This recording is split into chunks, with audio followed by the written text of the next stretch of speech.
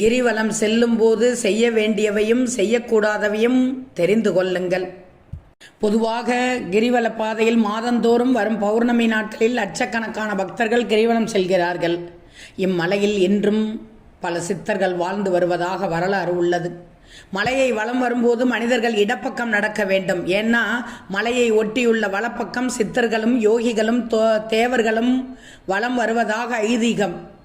கிரிவலம் செல்லும் போது நமச்சிவாய, சிவாய நமக அல்லது தேவாரம், திருவாசகம் உச்சரிக்க வேண்டும். அதை தவிர்த்து வேறு எதையும் பேசக்கூடாது.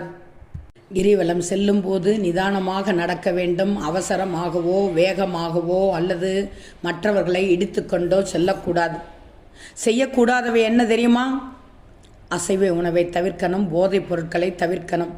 இறைச்சி சாப்பிடுவதையும் மது அல்லது பிற போதைப் பொருட்களை உட்கொள்வதையும் தவிர்க்க வேண்டும். நேர்மறையான செயல்களில் ஈடுபடுவதும் எதிர்மறையான செயல்களை தவிர்ப்பதும் நல்லது. யாரிடமும் கோபமாகவோ அல்லது தகாத அல்லது கெட்ட வார்த்தைகளை உபயோகிக்கக்கூடாது. உங்கள் வார்த்தைகள் செயல்களில் கவனமாக இருக்கணும். குற்றங்களையும் வாக்குவாதங்களையும் தவிர்ப்பது மிகவும் முக்கியம்.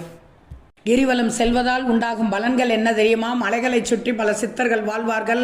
கிரிவலம் செய்யும் போது கடவுளின் அருளோடு சித்தர்களின் ஆசியும் ஆற்றலும் உங்களுக்கு கிடைக்கும். அமாவாசை பௌர்ணமி தினங்களில் கிரிவலம் மேற்கொள்வது மிகச் சிறப்பு. அருள் வேண்டுவோருக்கு அமாவாசையிலும் பொருள் வேண்டுவோருக்கு பௌர்ணமியிலும் கிரிவலம் செய்யலாம் என்று வாக்கு கூட உள்ளது. ஏன்னா அந்த தினங்களில் மூலிகைகள் தங்களின் முழு பலனையும் வெளிப்படுத்தும். அதன் அபூர்வ சக்தியும் உங்களுக்கு கிடைக்கும். குறிப்பாக பௌர்ணமி தினத்தில் சில அபூர்வ மூலிகைகள் அதன் ஆற்றலை வெளிப்படுத்தும். உங்களுடைய வினைகள் மனம், மெய், மொழி இவைகளின் மூலம்தான் வரும். இந்த வகையில் இறைவனை நினைத்து உங்கள் உடலை வருத்தி செய்யும் செயலானது உங்கள் வினைகளை நீக்கும். தெய்வ அனுகூலம் கிடைக்கும். கிரிவலம் செல்லும் போது ஒவ்வொரு பலன்கள் உங்களுக்கு கிடைக்கும். ஞாயிறு கிரிவலம் சென்றால் நோய் நீங்கும், சிவனின் அருள் கிடைக்கும். திங்கள் கிரிவலம் சென்றால் பாவம் குறைந்து புண்ணியம் பெருகும். செவ்வாய் கிரிவலம் வந்தால் வறுமை நீங்கும், கடன் நீங்கும், சகல சௌபாக்கியமும் கிடைக்கும். புதன்கிழமை கலைகளில் வளர்ச்சி கிடைக்கும். வியாழக்கிழமை குருவின் அருள் கிடைக்கும், ஞானம் பெருகும். வெள்ளி கிரிவலம் வந்தால் செல்வம் பெருகும், குழந்தை பாக்கியம் கிடைக்கும். சனி கிரிவலம் வந்தால் பிணியை நோக்கும், வியாபாரத்தில் விருத்தி கிடைக்கும், தோஷங்கள் அகலும்.